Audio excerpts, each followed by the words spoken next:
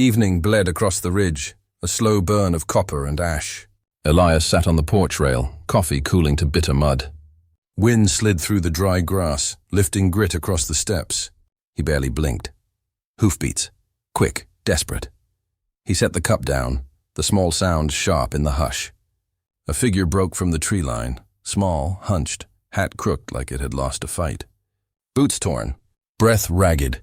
She staggered into the fading light, clutching a canvas satchel tight to her chest. Dried blood streaked the rough fabric, dark and stiff. Elias rose. The chair creaked once, then stilled. Shotgun slid into his hands, weight familiar. He didn't speak. She stopped at the bottom step. Eyes wide, dust streaked her cheeks, lips trembling. Don't pull it away. The words barely carried, a whisper lost to the rattling shutters.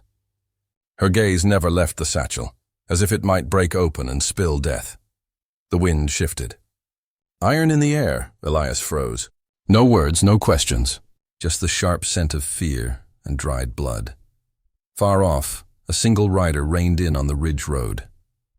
Lantern light caught his outline, hat brim low, shoulders squared. He watched, still as stone, then turned his horse back toward town, a warning. A promise. Elias tightened his grip on the shotgun. Trouble never traveled alone. The girl shivered, clutching the satchel tighter as the wind carried the echo of fading hooves. Lamplight threw long, trembling shadows across the cabin walls. Elias shut the door with a slow push, wood groaning in protest. Dust drifted in the narrow beam from the lone kerosene flame. The girl stood near the table, small as a shadow. Hat gone, face streaked with dirt and dried sweat. Rope burns ringed her wrists, raw and angry. Every slam of a shutter made her flinch like a struck colt. Elias set the shotgun against the wall. Silence stretched. Only the stove crackled, a low, steady beat. Finally, a word, thin, scraped from the back of her throat. Clara. He caught the name like a spark in dry grass. Another breath, another slip of truth. Sloane's niece. Elias's jaw tightened, teeth grinding like gravel. Sloane. Years since that name bled through the valley. Years since forged deeds and hired guns took his father's land and left him bleeding in a ditch with nothing but scars and smoke. Clara hugged the satchel tighter. Proof, she whispered. Papers. All of it, theft, deals, names. Her eyes darted to the shuttered window. He knows. Outside, a coyote yipped, the call long and sharp. Another answered, masking a deeper sound, hoofbeats. Faint and patient, Elias reached for the lamp, pinched the flame until darkness swallowed the room. They'll come, he said, voice low as gravel. No more words, no questions, just the smell of dust and the echo of approaching riders. The fire burned low, a restless orange glow licking blackened logs. Night pressed tight around the cabin, heavy as a closed fist. Elias sat forward, elbows on knees, eyes locked on the coals. The heat bit his skin, but memory bit deeper. Clara stayed quiet beside the stove. The satchel lay between her boots, shadowed but alive like a heart refusing to still. She traced its edge with trembling fingers, waiting. Elias drew a slow breath, smoke scratching his throat. Words came rough, broken by years of silence. I was 20. Sloane's men rode in after dark, papers in hand. Guns in the other, said my father signed it all away. He paused. Fire popped. My father fought. Another pause, longer. He lost. Clara's eyes widened, catching the flames. They set the barn first. Dry hay went quick. Fire took the sky. Bullets took the rest. I made it as far as the trough before a shot found me. He brushed a hand across his ribs, the scar hidden beneath worn cloth. Burn still itches when the wind turns. Clara's tears cut thin tracks through the dust on her face. She said nothing, only gripped the satchel tighter, knuckles pale. He'll keep coming, Elias said, voice dropping to a gravel whisper. Bankers don't quit. They circle till you bleed out. Outside, an owl called. Long, hollow, familiar. The same sound from that night. Omen or echo, it didn't matter. Elias stared into the fire, jaw tight. The storm's already on the road. The coals hissed, spitting sparks like distant gunfire. The night thinned to gray, a cold breath before dawn. Silence held until the ground began to tremble, distant, then nearer. Hoofbeats rolling like buried thunder across the ridge. Elias rose from the chair, shotgun in hand. Porch boards creaked beneath his boots. The air smelled of iron and frost. He stepped outside. Dark stretched endless, sky bruised with fading stars. From the far ridge came 5 riders, shapes cut from shadow. They fanned wide across the slope, slow and certain. At their center, a lantern swung from a saddle horn, swaying like a threat made flesh. The lead rider reined in, voice carrying sharp and sure. "Hand her over and we talk." Elias said nothing. Only broke the shotgun, brass glinting as he slid shells into place. Click, heavy as thunder. Behind him the door eased open. Clara stood in the seam of light, the satchel clutched to her chest. She stiffened at the sound, breath catching like a startled bird. The riders chuckled, the sound dry and mean. One spat into the dirt. The leader tilted his hat, lantern casting crooked shadows across his face. Then, without another word, they turned their horses and drifted back toward the tree line. Lantern light bobbed between trunks, a restless eye in the dark. They were camping close, waiting, letting fear ripen before the cut. Elias rested the shotgun across his lap, gaze fixed on the shifting glow. No words, no surrender, just action waiting to be born. The wind carried a faint echo of laughter, thin as wire, promising the night was far from over. Midday sun hammered the ridge. Elias swung onto his mare, leather creaking beneath him. Dust rose with every step. He left Clara in the cellar, satchel hidden beneath boards, and promised, "I'll be back." The trail cut through shale and shadow, the canyon yawning ahead like a wound in the earth. Buzzards circled high, black specks against the sky burning bright with heat. Their wings stirred the wind, carrying it sharp and dry across the ridge. At the canyon rim, Briggs waited. The old marshal, hands rough as rope, spit tobacco into the dirt. Lines of age and resentment carved his face. Elias dismounted slowly, boots crunching on loose stone. They didn't speak at first. Only the wind and the distant buzz of insects, and the canyon's hollow sigh. Elias laid out the story. Satchel, girl, Sloane's men, the ridge's shadowed threat.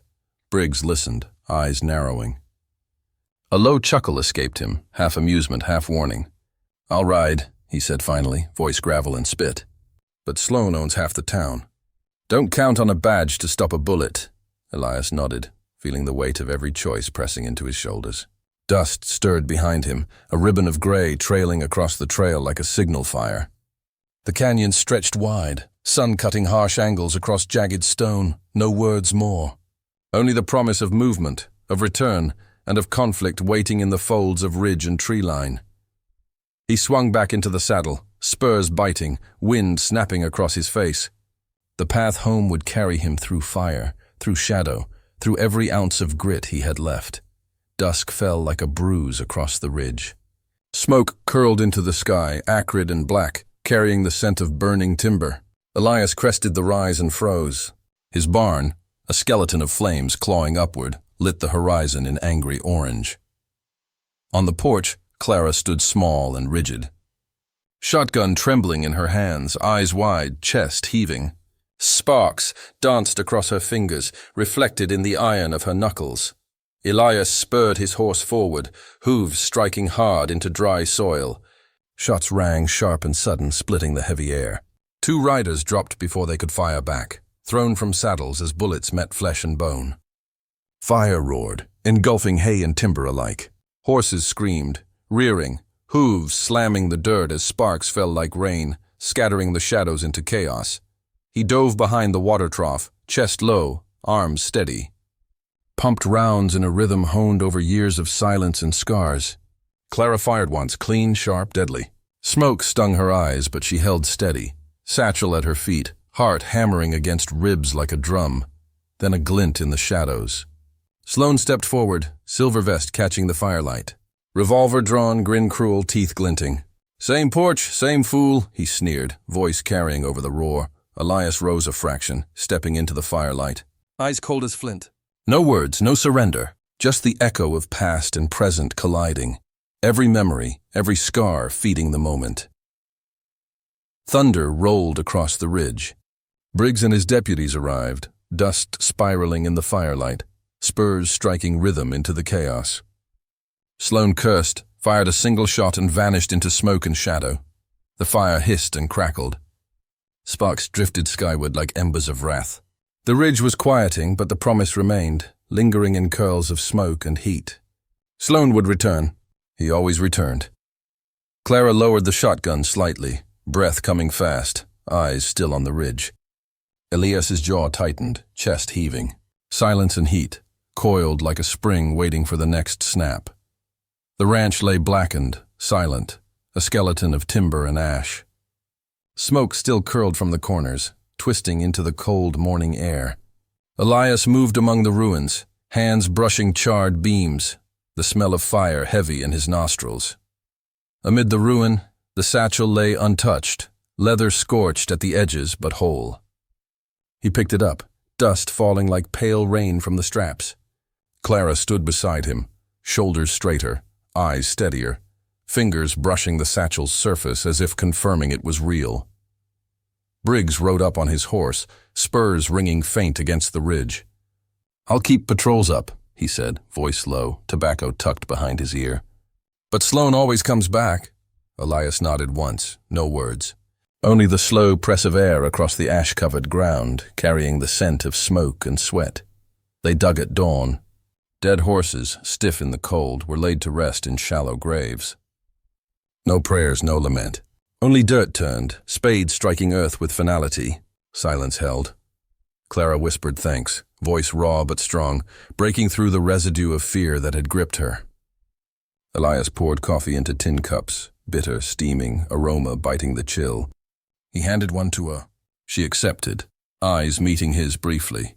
For the first time in years, he allowed a small, tired smile to crack the stoic mask.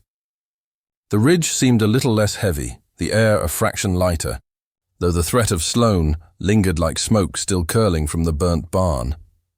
The wind carried quiet, patience, and the faint promise of tomorrow. Sunrise spilled pale gold across the ridge, dust and dew catching the first light. Elias sat on the porch rail, shotgun resting across his lap, stock worn smooth from years of use. Clara joined him quietly, satchel at her feet, hands folded over the leather strap. She didn't speak at first, only watched the horizon where Sloane had vanished into shadow and morning haze. "What now?" she asked, voice low, cautious. Elias's eyes stayed fixed on the ridge road, the wind carrying the faint scent of smoke and sage. "Storm's not over," he said, voice rough, almost a whisper. Silence stretched between them, long and patient. Dust swirled along the boards, settling on boots and barrel alike. Clara shifted, gaze lifting beyond the porch, beyond the ridge, toward something unseen. Then she looked past Elias, toward us, toward the story itself. "Who are you in this story?" she asked, soft but certain, voice threading through the morning like a bell. Elias didn't answer. Didn't need to. The question lingered in the pale light, in the smell of smoke, in the quiet hum of a ridge coming awake. If you're still here listening, remember this.